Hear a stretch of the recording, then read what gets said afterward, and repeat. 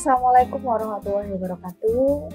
Kita ketemu lagi ya di praktikum farmakognosi. Saat ini kita masuk ke materi herba. Nanti akan ada 3 tanaman yang akan kita bahas dari penampakan atau fragmen yang diamati di bawah mikroskop. Nah, untuk media, kita tetap menggunakan ada media air dan media klorohidrat dengan pembesaran 40 kali dan 100 kali. Mari kita simak bersama-sama apa sajakah materi herba hari ini. Baik, di sini ada 3 herba ya yang kita akan lakukan pengamatan.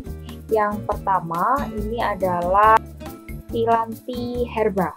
Phyllanthi herba itu dari tanaman Phyllanthus miruri dengan famili Euphorbiaceae. Kemudian nanti kita akan amati Thymi herba dari tanaman Thymus vulgaris dari famili Lamiaceae atau Labiatae. Dan yang ketiga ada Equisetum herba, Equisetum debile nama tanamannya, dan dari famili Equisetaceae. Gitu ya. Nah, kita akan bahas satu persatu. Untuk tanaman kita yang pertama, ini ada Phyllanthi herba atau bahasa awalnya kita kenal dengan tanaman meniran, ya. Anda tahu sendiri ya, meniran itu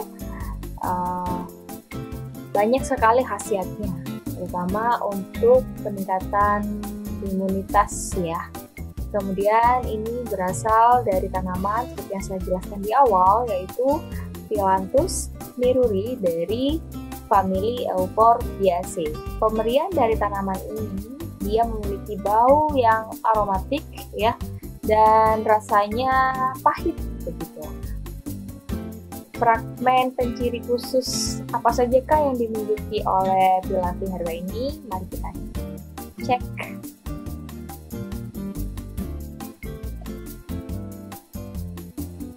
Baik, di sini kita lihat dari media air ya, Dek ya. Ternyata pada media air di perbesaran 40 kali kita temukan sel-sel epidermis dengan hablur kalsium oksalat. Hablur kalsium oksalat ditandai dari yang tanda panah ini ya. Kecil memang karena tidak terlalu jelas ya jika kita melakukan pengamatan di perbesaran 40 kali, sehingga kita coba perbesar di 100 kali. Nah, di sini Anda akan melihat sebuah spot yang pinggirannya itu agak tidak rata ya, dan banyak sekali di sini seperti bentuk roset ya, hablur kalsium oksalat yang berbentuk roset di sini ya. Ini ada di bagian epidermis dari tanaman Phyllanthi herba ya. Nah, kemudian di sini ada fragmen kulit biji ya, yang dilihat atau diamati secara tangensial. Dia agak terlihat bergaris-bergaris seperti itu. Ini di perbesaran 40 kali. Dan di perbesaran 100 kali dengan media air kita akan mengamati di sini makin jelas ya. Ada yang keluar ini kristal kalsium oksalatnya, dan di sini kalsium oksalatnya bentuk yang ini roset ya, maksud saya tadi di sini bentuk prisma begitu ya. Nah, selanjutnya kita cek di media klorohidrat. Nah, ini kita temukan lagi ya fragmen kulit buah dan biji. Dia kalau kulit biji tadi kan lurus-lurus aja nih. Nah, di sini ada yang garis yang ke bawah seperti ini ya. Nah, makanya di sini ada fragmen kulit buah dan biji. Kalau di perbesaran 40 seperti ini, kita zoom lagi dengan perbesaran 100 kali, maka nampak seperti ini. Ini khas banget ya, miliknya si Phyllanthi herba. Nah, ini kalian temukan juga di sini ada kristal kalsium oksalat ya. Tuh. Secara ilustrasi kita bisa simak bahwa Pilantiherba itu memiliki beberapa fragmen. Tadi beberapa sempat kita amati ya di bawah mikroskop, tapi mungkin ada fragmen yang belum nampak karena mungkin keterbatasan saat pembuatan preparat. Misalnya di sini kita belum menemukan nih adanya stomata. Ya, pengamatan stomata di dalam Pilantiherba ini. Tapi beberapa lainnya seperti fragmen kulit buah, fragmen kulit biji, kemudian kristal kalsium oksalat, itu kita sudah dapatkan. Ya, oke, baik. Kita masuk ke tanaman kita yang kedua, yaitu Herbatini atau Piniherba. Nah, dia memiliki pemberian dengan bau aromatik yang khas, rasanya pedas namun sejuk gitu ya. Dia berasal dari tanaman Thymus vulgaris dengan famili Lamiaceae atau Labiatae. Fragmen penyusun dari Piniherba ini diamati dengan media air ya sekarang. Anda bisa lihat di belakang saya. Ya, seperti itu. Ya, yang belakang ini adalah, saya bacakan ya, epidermis atas dengan penebalan kecil pada dinding samping. Itu tulisannya. Secara gambar Anda perhatikan di sini ya. Ini yang bulatan ini rambut kelenjar ya, rambut kelenjar. Cuman yang saya tekankan ini yang bagian ini samping ini. Itu adalah epidermis dengan penebalan kecil ya. Seperti yang kalian lihat di sini seolah-olah ada fragmen lain ya yang berbeda penyusunnya dengan yang sebelumnya. Nah, ini yang disebut dengan rambut kelenjar tipe Lamiaceae atau Labiatae gitu ya. Dia bulat, kemudian ada bulatan lagi, terus dia ada belahannya di antara itu. Mungkin lebih jelasnya nanti kita lihat di ilustrasi ya.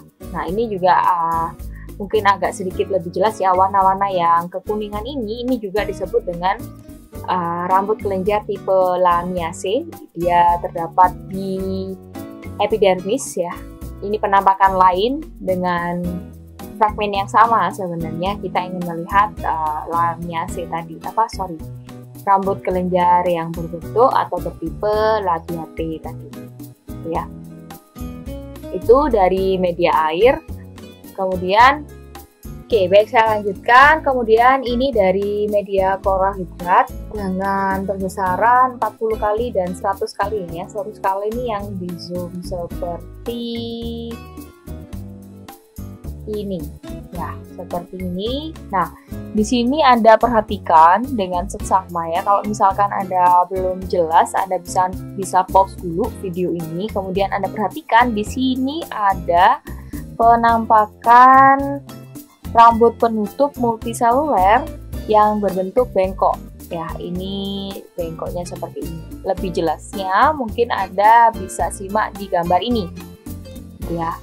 Dia multiseluler, artinya lebih dari satu sel yang menyusun rambut penutupnya. Kemudian di situ dia ada bengkokan gitu ya. Nah, kalau yang seperti ini patah nih ya. Ini terlihat patah, dan di sini juga ada, dan dia patah di bagian ujungnya. Tapi yang paling jelas tuh ini, diperjelas lagi mungkin di sini ya. Nah, di Herbatini juga terdapat serabut sclerenchyme ya, dia fragmen panjang begitu. Baik, di sini kita akan melihat ilustrasi dari apa yang sudah kita dapatkan begitu ya.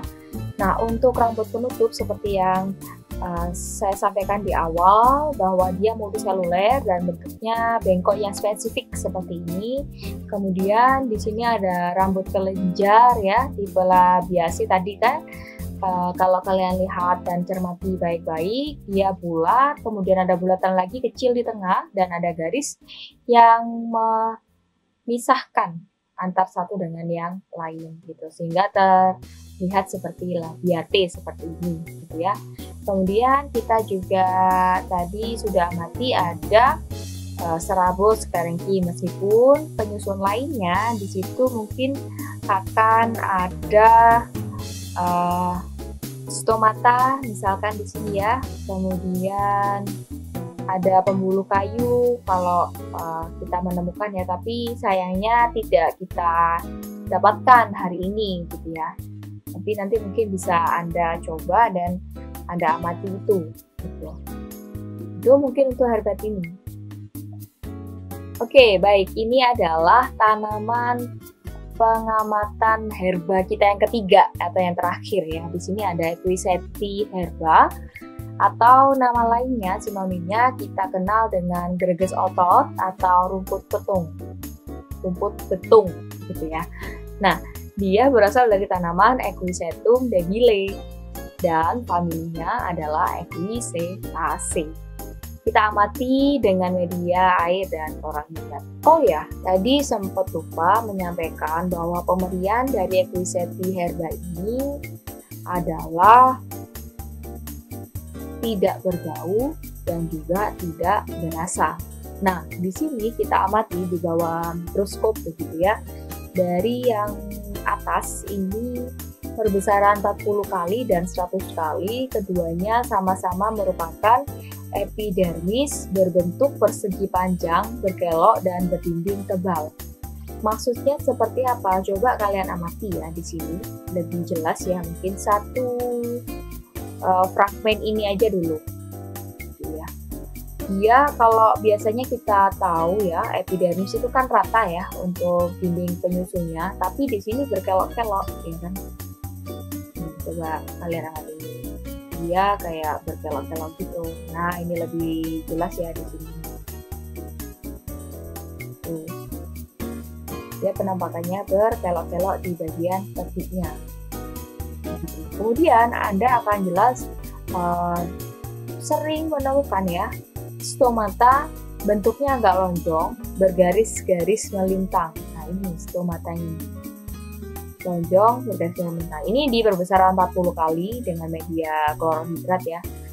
Ini klorohidrat semua nih yang atas, kemudian yang ini saja yang media air. Nah, kita bahas dulu yang stomata ini ya. Jika diperbesar di 100 kali, Anda akan sangat gampang mengamati. Di sini ada epidermis yang berkelok-kelok nih, ya kan? Penyusunnya gitu. Kemudian di sini ada stomata, dia agak lonjong. Kemudian di sini ada bibir stomata seperti biasa, dia menyusun secara horizontal begitu ya. Artinya dia sejajar untuk tipe stomatanya gitu ya. Di sini memanjang. Nanti mungkin Anda bisa amati lebih detail di ilustrasi ya. Nah, ini adalah bagian juga dari stomatanya Equisetum herba. Di media air dengan perbesaran 40 kali kita akan menemukan serabut sclerenchyme yang merupakan fragmen memanjang gitu ya. Nah, ini adalah ilustrasi ya, ilustrasi dari pengamatan Equisetum herba. Seperti yang kita lihat di mikroskop tadi ya. Di sini ada epidermis yang dinding tepinya dia berkelok-kelok, meskipun di dalamnya ada sempat garis lurus yang mempertegas, tapi di luarnya tetap berkelok-kelok ya. Penampakannya seperti ini persis sekali ya. Nah, ini yang saya katakan tadi ada stomata ya, epidermis dengan stomata yang agak memanjang gitu ya bentuknya ya. Nah, di sini dia bibir stomatanya agak khas, jadi Anda garis ini dulu, kemudian Anda buat lonjong seperti itu, kemudian ada garis-garis di tengahnya, sehingga terbentuk seperti bibir stomata. Ya. Tidak ada sel tetangga di sini ya, ini hanya stomatanya saja begitu, yang memanjang. Dan di sini ada pembuluh kayu dan ada serabut.